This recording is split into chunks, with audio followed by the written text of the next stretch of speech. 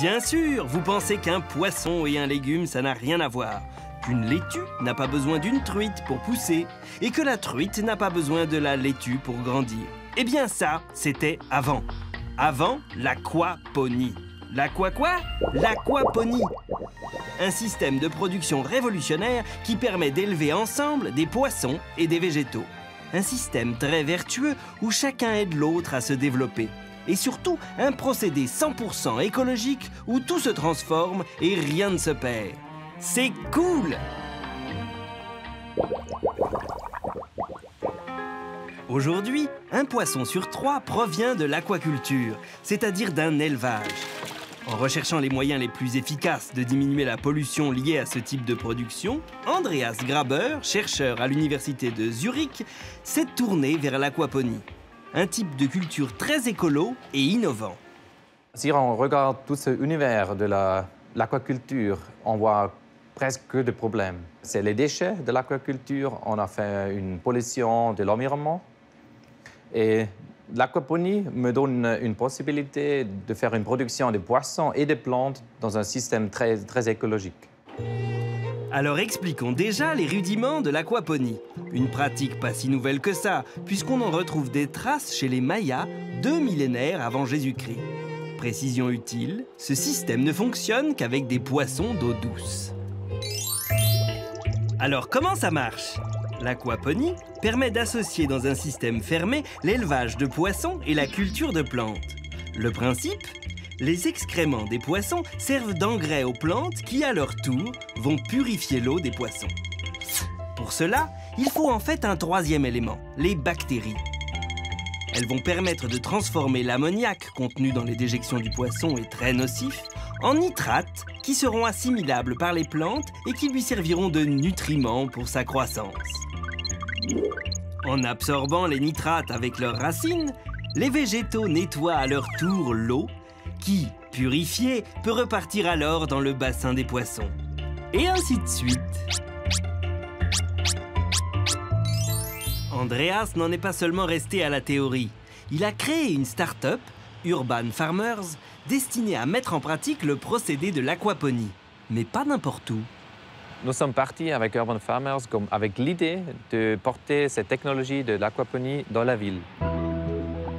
C'est donc en pleine zone industrielle de Bâle que les Urban Farmers ont choisi d'implanter leur ferme urbaine. Pour Andreas, il était important de montrer que l'aquaponie peut se pratiquer partout, même sur un toit d'immeuble. Ce qui compte, c'est de rapprocher la production du consommateur. Nous, en Suisse, nous importons toujours beaucoup de légumes, des fruits des Pays-Bas. Mais c'est aussi possible de produire tous ces aliments ici, directement en Suisse. Dans cette ferme d'un nouveau type, les tomates, les poivrons, les piments ou le cresson cohabitent avec les poissons. Ici, en un an, on a produit 5 tonnes de végétaux et 800 kilos de poissons. N'importe quelle plante maraîchère à feuilles et à fruits pousse avec l'aquaponie. Mais oubliez la pomme de terre ou la carotte. Pour comprendre comment ça marche, il faut se rendre au cœur du système, dans la salle qui abrite les bassins de poissons. Ça commence avec la nourriture du poisson. Nous avons des poissons spéciaux, tropicaux, du tilapia, que nous allons nourrir avec de la nourriture végétale. Ça contient du soja, du maïs, des plantes végétales, pas de farine animale. En utilisant cette nourriture, nous pouvons produire ici un poisson de très haute qualité en utilisant l'eau du robinet. Premier élément du système, donc, le bassin de poissons. Au fond du bassin, une évacuation permet de récupérer les précieuses déjections qui sont dirigées vers un premier filtre, le filtre tambour. Tadam! Il permet de faire une première séparation entre les particules fines et les particules solides. Ce sont les particules fines qui resteront dans le système. Les particules solides, elles, sont dirigées vers le filtre de décantation, qui permet d'obtenir une boue très solide, non assimilable par le système. Elle sera revendue, car c'est un engrais très recherché. Les particules fines continuent leur chemin dans le système, direction le biofiltre, où un nouvel intervenant entre en jeu, les bactéries. Elles vont se développer sur ces petits morceaux de plastique qu'on appelle des biofilms. Elles sont invisibles, mais elles font du bon boulot. Grâce à elle, l'ammoniac contenu dans les déjections des poissons va se transformer en nitrate. Autrement dit, d'une substance très nocive pour les poissons, on obtient un nutriment essentiel pour les plantes. Une opération très naturelle puisque les bactéries jouent ce même rôle dans la nature. Une fois filtré, le précieux liquide est dirigé vers les plantes dans la serre. Alors les poissons sont à l'autre côté, maintenant nous sommes dans la serre. Et le eau de poisson, qui est riche en nutriments, il arrive ici, dans les bassins de plantes, où nous cultivons des plantes, imaginez-vous, sans terre. L'eau vraiment remplace la terre. Les plantes ont leurs racines qui flottent dans l'eau, c'est l'eau des poissons qui nourrit nos plantes. Et les plantes elles-mêmes, avec leurs racines, ils nettoient l'eau qui retourne aux poissons. Donc c'est un cycle fermé où l'eau peut repasser plusieurs fois entre le système. Avec l'aquaponie, non seulement on fait d'énormes économies d'eau, mais en plus on est assuré, grâce à la qualité des nutriments et l'absence de saison, d'une productivité 4 à 5 fois supérieure à la culture en pleine terre. Du coup, après 2 ans d'exploitation, la ferme commence déjà à être rentable, malgré des investissements importants liés notamment au matériel. Température, humidité, oxygénation, tout est mesuré et contrôlé. Mais ce procédé reste 100% naturel.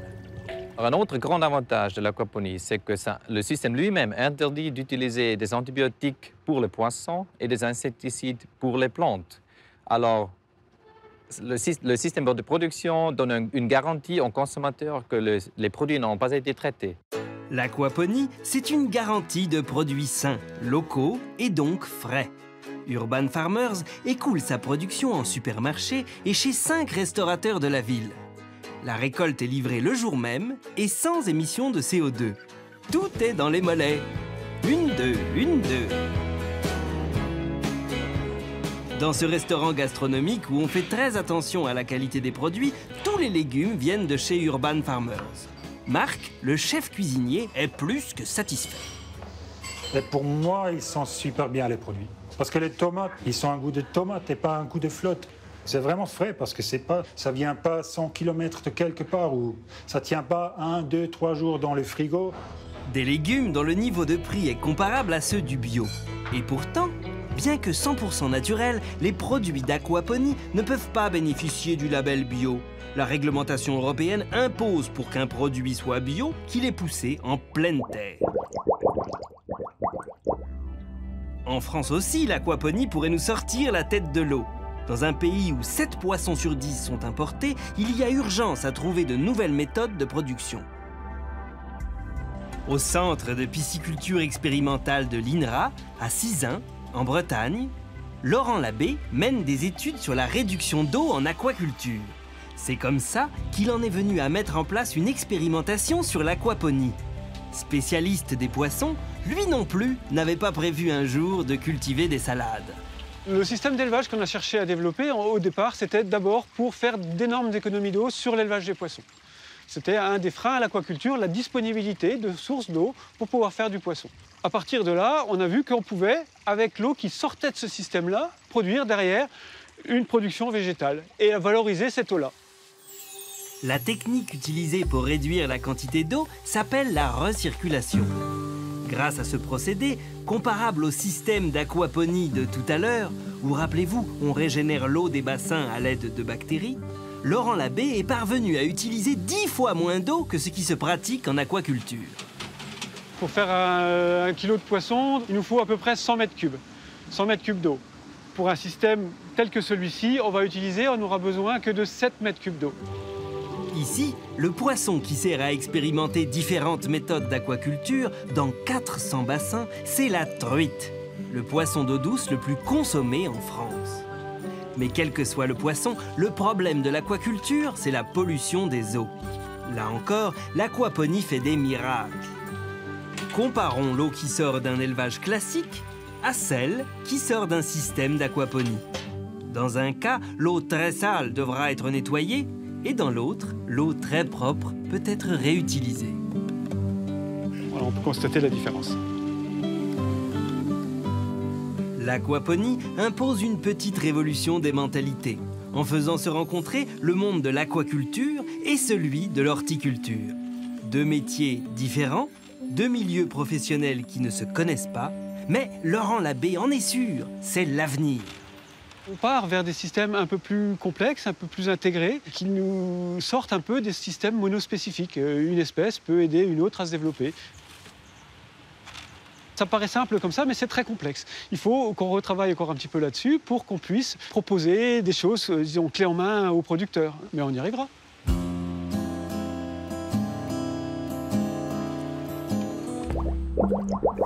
À ceux qui se disent encore « Mais à quoi bon l'aquaponie ?» À ceux qui pensent aussi que l'aquaponie c'est bien sympa, mais que ça ne peut pas produire de grosses quantités, ou encore que le modèle économique est fragile, les Américains apportent la preuve du contraire. Aux USA, le pays leader du secteur, des projets toujours plus grands se multiplient. Près de l'aéroport de Chicago, Farmed Here, une société entièrement dédiée à l'aquaponie, fait exploser tous les records. Avec près de 9000 m² de surface de culture, cette ferme d'aquaponie est la plus grosse du monde. Paul Ardège, l'un de ses fondateurs, n'était destiné ni à s'occuper de salades, ni même de poissons. Je suis architecte, pas agriculteur. Il y a 5 ans, j'ai commencé à travailler sur différentes technologies pour voir ce qui serait le plus efficace pour cultiver en plein centre de Chicago. On est vraiment en train de créer une nouvelle industrie. Ce que vous voyez derrière moi, c'est un système d'empilement des cultures. On essaie d'optimiser l'espace au maximum. Ici, vous pouvez voir nos bassins de poissons. On a entre 300 et 400 poissons par bassin. Une densité de poissons certes élevée, mais qui correspond aux normes de l'aquaculture. Si le procédé d'aquaponie reste le même, ici, l'élevage compte plusieurs milliers de tilapias. Et la ferme produit 50 tonnes de légumes par an. Pour atteindre cette taille, il a fallu changer d'échelle, en empilant les cultures et en éclairant artificiellement. Une des choses les plus essentielles, c'est l'éclairage. Tout fonctionne à l'éclairage artificiel. Ces éclairages sont de plusieurs types, des lampes fluo aux lampes LED. Et l'éclairage artificiel a un énorme avantage. Il permet d'augmenter la productivité. Ici, la nuit ne tombe jamais. Dans ce système, l'hygiène est très importante. La sécurité alimentaire en dépend. Une ferme comme celle-ci nous permet d'augmenter le niveau de sécurité alimentaire. Ici, on peut contrôler tout l'environnement. On n'a pas d'oiseaux qui volent, pas de parasites non plus, car l'installation est complètement fermée. Contrairement à l'Europe, la réglementation américaine reconnaît l'aquaponie comme bio. Farmed Here n'est pas peu fière d'être la première ferme aquaponique des USA certifiée organique. Les produits vendus à quelques restaurateurs et surtout en supermarché sont des produits à forte valeur ajoutée. Herbes aromatiques, pousses de salade et sauces préparées. Si le modèle américain hyper techno peut sembler démesuré, il permet néanmoins de produire sur un hectare, en étage, 20 à 40 fois plus que l'agriculture traditionnelle. Les chiffres parlent d'eux-mêmes. L'aquaponie a de l'avenir. Il faut juste trouver les fermiers d'un nouveau type, pas effarouchés par le mariage de la carpe et de la salade.